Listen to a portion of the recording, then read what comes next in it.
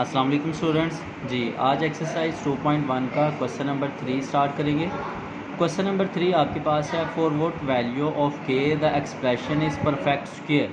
के की value calculate करनी है कि ये एक्सप्रेशन आपका परफेक्ट स्क्वायर बन जाए। तो इस तरह आप लेंगे यहाँ पर एक्स स्क्वायर का कोफिशेंट ए आपके पास आएगा जी के स्क्वायर, बी आपके पास होगा एक्स का कोफिशेंट और एक्स का कोफिशेंट है आपके पास 2 इंटू के प्लस 1 और c is equal to 4 constant होगा। तो ये प्रीवियस कंडीशंस में हम पढ़ कर आए हैं। परफेक्ट स्क्वायर के लिए फॉर परफेक्ट स्क्वायर आपका डिस्क्रिमिनेंट क्या होगा, इक्वल टू 0।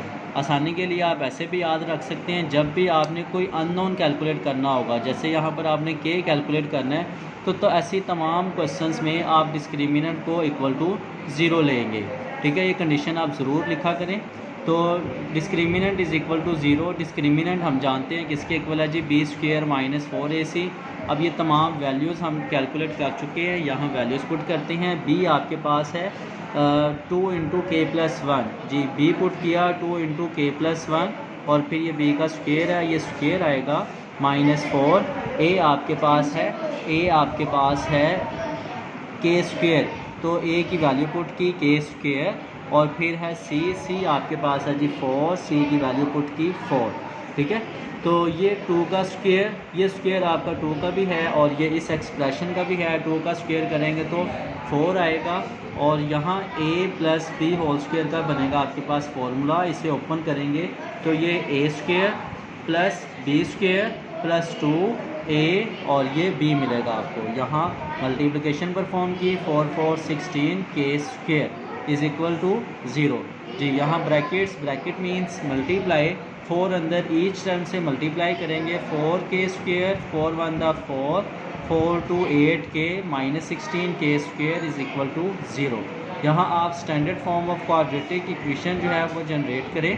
तो standard form of quadratic equation के लिए आप फर्स्ट लिखते हैं जी के स्क्वायर, ये आपने लिख लिया के स्क्वायर, फिर आता है के स्क्वायर को देखें यहाँ पर दो आपके पास के स्क्वायर की सिमिलर टर्म्स हैं, एक ये 16 के स्क्वायर और 4 के स्क्वायर। इसे हमने सोल्व किया, 16 से 4 माइनस किए तो आपके पास आया जी -12 के स्क्वायर। फिर आपके पास आता है के, तो ये आपने लिखा +8 के प्लस 4 इज़ इक्वल टू 0। तो ये क्वाड्रेटिक इक्वेशन तो आ चुकी। अब हम इसे standard form of quadratic equation में कन्वर्ट करते हैं। उसमें आपके पास के स्क्वायर का कोफिशिएंट पॉजिटिव होना चाहिए, तो इस तरह से इसे पॉजिटिव करना है और आप कॉमन भी ले सकते हैं। 12, 8 और 4 कौन से टेबल में आते हैं जी, 4 के टेबल में आते हैं। तो यहाँ आप -4 कॉमन लेंगे, -4 कॉमन लिया तो ये आपको मिलेगा 3 के स्क्वायर। माइनस कॉमन लेने से ये साइन होगा चेंज, ये प्लस से मिला आपको माइनस, तो 4 2 8 और ये के अगेन यहाँ से कॉमन लिया तो ये आपको मिलेगा जी माइनस कॉमन लिया, अंदर का साइन चेंज, ये प्लस से होगा माइनस और 4 1 द 4। -4 मल्टीप्लाई इक्वल के इस साइड पर आकर डिवाइड होगा तो ये 0 होगा। बाकी आपके पास बचेगा जी 3 के स्क्वायर -2 के और -1 is equal to 0। Quadratic equation आई आपके पास। आप अब इसे 1 को मल्टीप्लाई करेंगे 3 के साथ तो रिजल्ट मिलेगा जी -3। तो आपको फैक्टर्स फाइंड आउट करने हैं, जिससे मल्टीप्लाई करें तो -3 आए और उन दोनों फैक्टर्स को प्लस या माइनस करें तो आपके पास आए -2। तो ये आपको मिले वो फैक्टर -3 के और +1 के। देखें, इसे अगर आप मल्टीप्लाई करते हैं तो आपको रिज़ल्ट मिलता है -3 और जब आप इसे प्लस या माइनस करते हैं तो रिज़ल्ट मिलता है -2।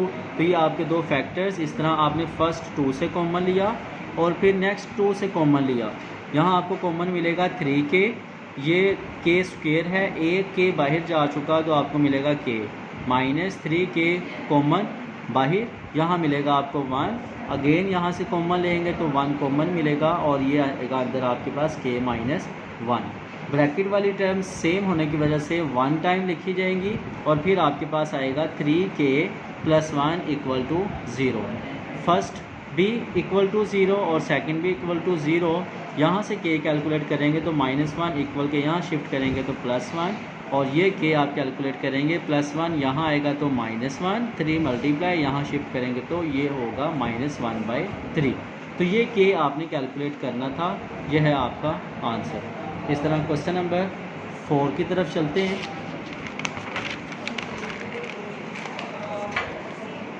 क्वेश्चन नंबर 4 के आपके पास 3 पार्ट्स, जिसमें से फर्स्ट पार्ट आपके पास है सेम इसी टाइप का क्वेश्चन जैसे अभी किया, कहता है find the value of K if the roots of the following equations are equal. अब इस इक्वेशन के रूट्स हमें कहता है कि इक्वल हैं।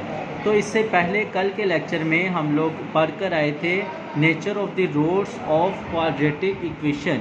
तो हम नेचर जब हमने पढ़ी थी, कुछ कंडीशंस वहाँ पर पढ़ी थी, जिसमें यह था कि आपके रूट्स किसी भी क्वाड्रेटिक इक्वेशन के रूट्स जो हैं वो इक्वल कब होते हैं।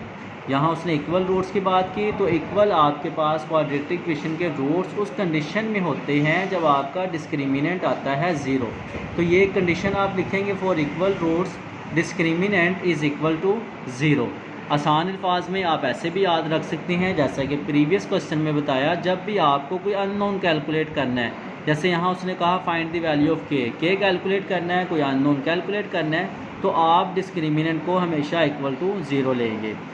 एज़ यूजुअल हमने ये ए, बी और सी की वैल्यूज़ ली। एक्स स्क्वायर का कोफिशिएंट ए, एक्स का कोफिशिएंट बी और ये कांस्टेंट आपके पास सी। फॉर इक्वल रूट्स ये discriminant is equal to 0, values put की।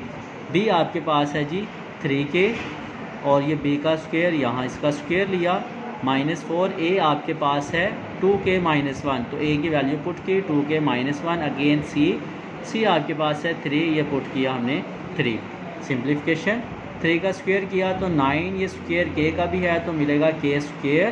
पहले आप कांस्टेंट को कांस्टेंट से मल्टीप्लाई कर लेंगे, ये 4 को 3 से हमने मल्टीप्लाई किया तो मिला आपको -12 into 2k - 1 is equal to 0। As it is रहा। -12 ईच टर्म से मल्टीप्लाई करेंगे तो -12 to the -24k +12 1 the 12 is equal to 0। Again आप देखें क्वाड्रेटिक इक्वेशन आई है, आप इसे standard form of quadratic equation में कन्वर्ट कर लें या फिर आप कॉमन लें। यहाँ से देखें कॉमन आएगा आपके पास 9, 12 और 9, 24 और 12 कौन से एक टेबल में आते हैं, 3 के टेबल में आते हैं। 3 हमने कॉमन लिया तो अंदर आपको मिलेगा जी 3 3 द 9 और फिर 3 का टेबल पढ़ना है कि 24 आए तो 3 8 24। 3 का टेबल पढ़ना है कि 12 आए तो 3 4 द 12। ये 3 मल्टीप्लाई यहाँ अगर डिवाइड होगा तो ख़त्म हो जाएगा। बाकी आपके पास टर्म्स आएंगी 3k square -8k + 4 is equal to 0। Again factors calculate करेंगे तो फैक्टर्स आपको मिलेंगे -6k और -2k। फर्स्ट 2 से आपने कॉमन लिया और नेक्स्ट 2 से कॉमन, यहाँ कॉमन मिलेगा आपको 3k, तो अंदर आपके पास आएगा जी k -2। यहाँ से कॉमन लेंगे -2 तो ये मिलेगा आपको k -2। ठीक है, माइनस कॉमन लिया, ये साइन चेंज होगा। 2 का टेबल पढ़ना है कि 4 आए तो 2 2 द 4। ब्रैकेट वाली टर्म सेम है, 1 टाइम लिखी और आपको बाकी मिला 3k -2 other factor is equal to 0।